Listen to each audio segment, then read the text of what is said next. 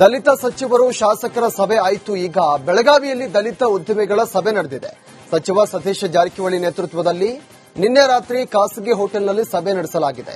ದಲಿತ ಉದ್ಯಮಿಗಳ ಸಮಸ್ಯೆ ಪರಿಹಾರದ ಕುರಿತು ಸಮಾಲೋಚಿಸಲು ಸಭೆ ನಡೆದಿದ್ದು, ಸಭೆಯಲ್ಲಿ ಎಲ್ಲಾ ಪಕ್ಷದ ಶಾಸಕರು, ಎಂಎಲ್ಸಿಗಳು, ನಿಗಮದ ಮಂಡಳಿಗಳ ಅಧ್ಯಕ್ಷರು ಕೂಡ ಭಾಗಿಯಾಗಿದ್ದರು. ಕುರ್ಚಿ ಕದನ ಹೊತ್ತಲೇ ಉದ್ಯಮಿಗಳ ಕುಂದುಕೊರತೆ ಆಲಿಸುವಂತ ನೆಪದಲ್ಲಿ ಸತೀಶ್ ಜಾರಕಿಹೊಳಿ ಶಕ್ತಿ ಪ್ರದರ್ಶನಕ್ಕೆ ಮುಂದಾದ್ರ ಅನ್ನೋ ಚರ್ಚೆಯನ್ನ ಈ ಸಭೆ ಹುಟ್ಟು ಹಾಕಿದೆ.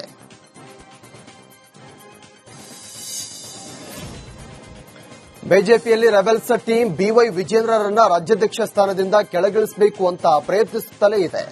ಆದರೆ ರಾಜ್ಯ ಬಿಜೆಪಿಯಲ್ಲಿ ಯಾವುದೇ ಸಂಕ್ರಾಂತಿ ಕ್ರಾಂತಿ ಇಲ್ಲ ಅಂತ ಮಾಜಿ ಸಚಿವ ರೇಣುಕಾಚಾರ್ಯ ಹೇಳಿಕೆಯನ್ನು ಕೊಟ್ಟಿದ್ದಾರೆ. ಸೂರ್ಯಚಂದ್ರ ಇರೋದು ಎಷ್ಟು ಸತ್ಯವೋ ವಿಜಯೇಂದ್ರ ಅಧ್ಯಕ್ಷರಾಗಿ ಮುಂದುವರಿಯೋದು ಅಷ್ಟೇ ಸತ್ಯ ಅಂತ ವಿಜಯೇಂದ್ರ ಪರ ಬ್ಯಾಟಿಂಗ್ ಮಾಡಿದ್ದಾರೆ.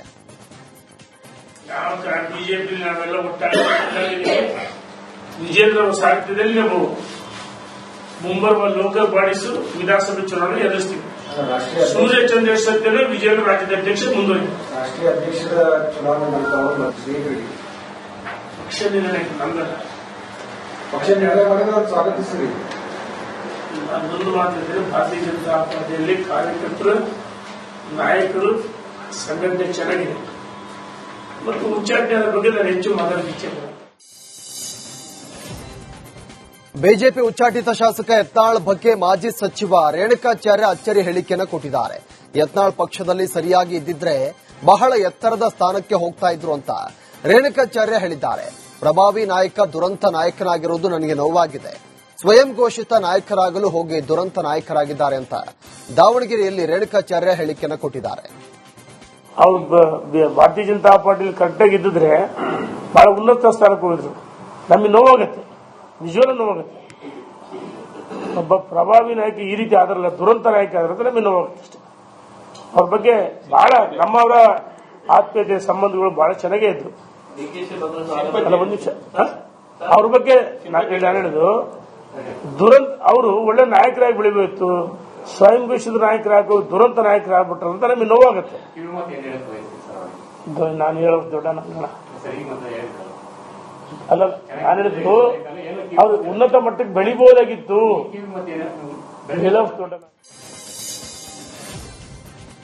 ಕೇಂದ್ರ ಸಚಿವ ಕುಮಾರಸ್ವಾಮಿ ವಿರುದ್ಧ ಚಲುವರಾಯಸ್ವಾಮಿ ಮತ್ತೊಮ್ಮೆ ವಾಗ್ದಾಳಿ ನಡೆಸಿದ್ದಾರೆ.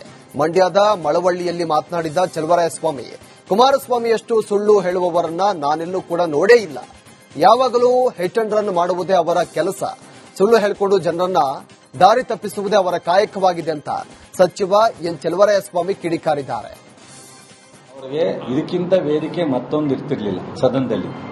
ಸದನದಲ್ಲಿ ಕಳೆದ ಬಾರಿ ಸದನದಲ್ಲಿ ಕ್ವಶನೇ ಮಾಡೋಕ್ಕಾಗಲಿಲ್ಲ. ಅವರ ಅಪೋಸಿಷನ್ ಎರಡೂ ಪಕ್ಷ ಜಾಯಿನ್ ಆಗಿ ಫೇಲ್ ಆದ್ರು. ಕೊನೆಯ ದಿವಸ ಈ ಸಬ್ಜೆಕ್ಟೇ ಇಲ್ಲದೆ ಸಂಡೇ ಮಾಡೋಂಥ ಪರಿಸ್ಥಿತಿ ಬಂತು.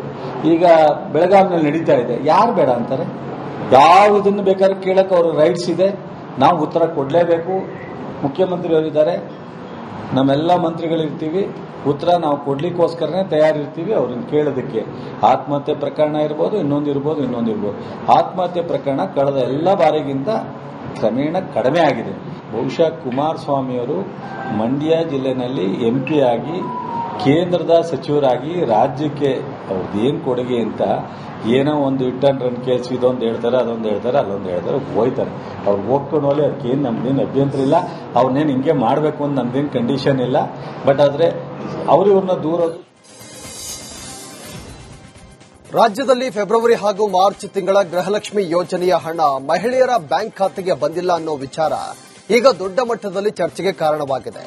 ಹಣ ಜಮೆ ಬಗ್ಗೆ ಸಚಿವೆ ಲಕ್ಷ್ಮೀ ಹೆಬ್ಬಾಳ್ಕರ್ ತಪ್ಪು ಮಾಹಿತಿಯನ್ನ ನೀಡಿದ್ದಾರೆ ಅಂತ ಬಿಜೆಪಿಯ ನಾಯಕರು ಸದನದಲ್ಲಿ ಆರೋಪ ಮಾಡಿದ್ದು, ಈ ಬಗ್ಗೆ ಆರ್ಟಿಐ ಮೂಲಕ ಶಾಸಕ ಮಹೇಶ್ ತೆಂಗಿನಕಾಯಿ ಮಾಹಿತಿಯನ್ನು ಕೂಡ ಪಡೆದಿದ್ದಾರೆ.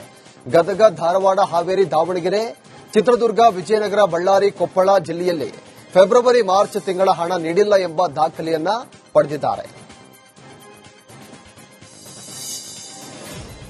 ಮಸೀದಿಗಳಲ್ಲಿ ಕೂಗುವ ಆಜಾನ್ನಿಂದ ಶಬ್ದ ಮಾಲಿನ್ಯ ಆಗ್ತಾ ಇದೆ ಎಂಬ ವಿಚಾರ ವಿಧಾನ ಪರಿಷತ್ನಲ್ಲಿ ಆಡಳಿತ ವಿಪಕ್ಷಗಳ ನಡುವೆ ಗದ್ದಲ ಗಲಾಟೆಗೆ ಕಾರಣವಾಗಿದೆ. ಆಜಾನ್ ಕೂಗುವ ಬಗ್ಗೆ ಪರಿಷತ್ನಲ್ಲಿ ಬಿಜೆಪಿ ಸದಸ್ಯ ಡಿಎಸ್ ಅರುಣ್ ಪ್ರಶ್ನೆ ಮಾಡಿದ್ರು. ಇದಕ್ಕೆ ಉತ್ತರಿಸಿದ ಸಚಿವ ಈಶ್ವರ್ ಖಂಡ್ರೆ ಉತ್ತರವನ್ನ ನೀಡಿ ಶಬ್ದ ಮಾಲಿನ್ಯ ಎಲ್ಲಾ ಕಡೆ ಇದೆ. ಸುಪ್ರೀಂ ಕೋರ್ಟ್ ತೀರ್ಪಿನಂತೆ ವಸತಿ ಪ್ರದೇಶದಲ್ಲಿ 50 ಡೆಸಿಬಲ್ಗಿಂತ ಹೆಚ್ಚಿರಬಾರದು ಅಂತ ಇದೆ. ಯಾರಾದರೂ ನಿಯಮ ಮೀರಿದ ಬಗ್ಗೆ ದೂರು ಬಂದ ಸಂದರ್ಭದಲ್ಲಿ ಕ್ರಮವನ್ನು ಕೈಗೊಳ್ಳುತ್ತೇವೆ ಅಂತ ಹೇಳಿದ್ದಾರೆ.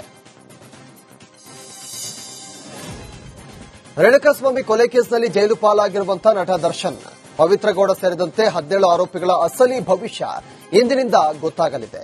ಡಿ ಗ್ಯಾಂಗ್ ವಿರುದ್ಧ ಇಂದಿನಿಂದ 57ನೇ ಸಿಸಿಎಚ್ ಕೋರ್ಟ್ನಲ್ಲಿ ಟ್ರಯಲ್ ಆರಂಭವಾಗಲಿದೆ. ಪೊಲೀಸರು ತನಿಖೆ ನಡೆಸಿ ಆರೋಪ ಪಟ್ಟಿಯಲ್ಲಿ ದಾಖಲಿಸಿದ ಅಂಶಗಳನ್ನು ಕೋರ್ಟ್ನಲ್ಲಿ ಸಾಬೀತುಪಡಿಸುವ ಪ್ರಕ್ರಿಯೆ ಇದಾಗಿದೆ. ಮೊದಲ ಸಾಕ್ಷಿಗಳಾಗಿ ರೇಣುಕಾಸ್ವಾಮಿ ತಂದೆ ತಾಯಿಗೆ ಸಮನ್ಸ್ ಜಾರಿಯಾಗಿದ್ದು ಇಂದು ಇವರ ವಿಚಾರಣೆ ನಡೆಯಲಿದೆ.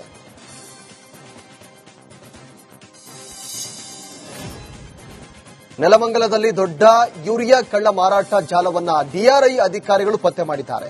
ನೆಲಮಂಗಲದ ಗೆಜ್ಜಗದಹಳ್ಳಿ ಬಳಿ ಅಕ್ರಮವಾಗಿ ಸಂಗ್ರಹ ಮಾಡಿದ್ದ 190 ಟನ್ ಯೂರಿಯಾವನ್ನ ಜಪ್ತಿ ಮಾಡಲಾಗಿದೆ. ಯೂರಿಯಾವನ್ನ ರೈತರಿಗೆ ಸಬ್ಸಿಡಿಯಲ್ಲಿ ಕೊಡಲಾಗ್ತಾ ಇದೆ. ರೈತರಿಗೆ ಸಬ್ಸಿಡಿಯಲ್ಲಿ ಕೊಡುವಂತ ಯೂರಿಯಾವನ್ನ ಅಕ್ರಮವಾಗಿ ಸಾಗಾಟ ಮಾಡಲಾಗ್ತಾ ಇದೆ. 200 ರೂಪಾಯಿಗೆ ರೈತರಿಗೆ ಸಿಗಬೇಕಿದ್ದ ಯೂರಿಯಾ ಕಮರ್ಷಿಯಲ್ಗೆ ಮಾರಾಟವಾಗ್ತಾ ಇದೆ. ಅಕ್ರಮವಾಗಿ 1500 ರಿಂದ 2000 ವರೆಗೂ ಕೂಡ ಮಾರಾಟವನ್ನ ಮಾಡ್ತಾ ಇದ್ದಾರೆ.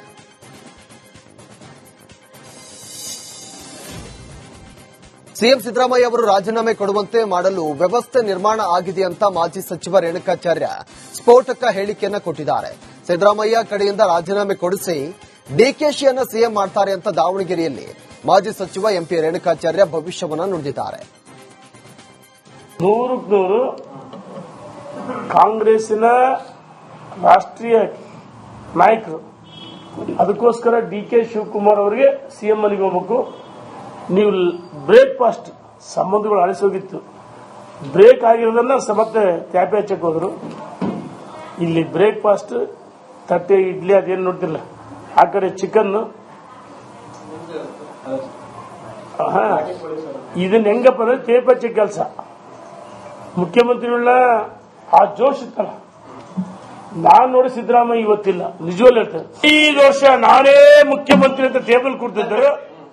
ಈ ಸಾಫ್ಟ್ ಆಗ್ಬಿಡ ಯಾರು ಕೇಳಿದ್ರು ಅವ್ರ ಸುಪುತ್ರ ಹೇಳಿಕೆ, ಅವ್ರ ಸುಪುತ್ರ ಕರೆಕ್ಟ್ ಮಾಡಿ ಈ ಬಂದಿಟ್ಕೊಂಡ್ರಿ ಸಿದ್ದರಾಮಯ್ಯನವರ ಬಾಯಲ್ಲಿ ಹೇಳಿಸ್ತಾರೆ.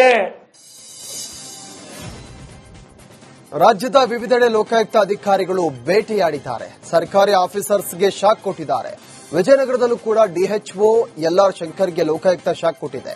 4 ಸ್ಥಳಗಳಲ್ಲಿ ಪರಿಶೀಲನೆ ನಡೆಸಿದಂತ ವೇಳೆ 4.89 ಕೋಟಿ ಮೌಲ್ಯದ ಆಸ್ತಿ ಪತ್ತೆಯಾಗಿದೆ.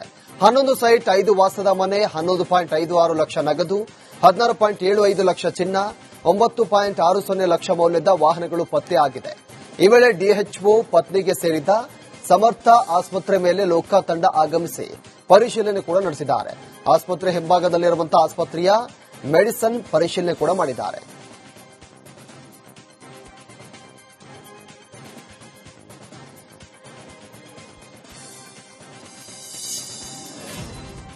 ಏರ್ಪೋರ್ಟ್ ಪಿಕಪ್ ಪಾಯಿಂಟ್ಗೆ ಹಳದಿ ಬೋರ್ಡ್ಗಳ ನಿರ್ಬಂಧ ಹಿನ್ನೆಲೆ ಕೆಂಪೇಗೌಡ ಏರ್ಪೋರ್ಟ್ ಆಡಳಿತ ಮಂಡಳಿ ವಿರುದ್ಧ ಚಾಲಕರು ಪ್ರತಿಭಟನೆ ಮಾಡಿದ್ರು.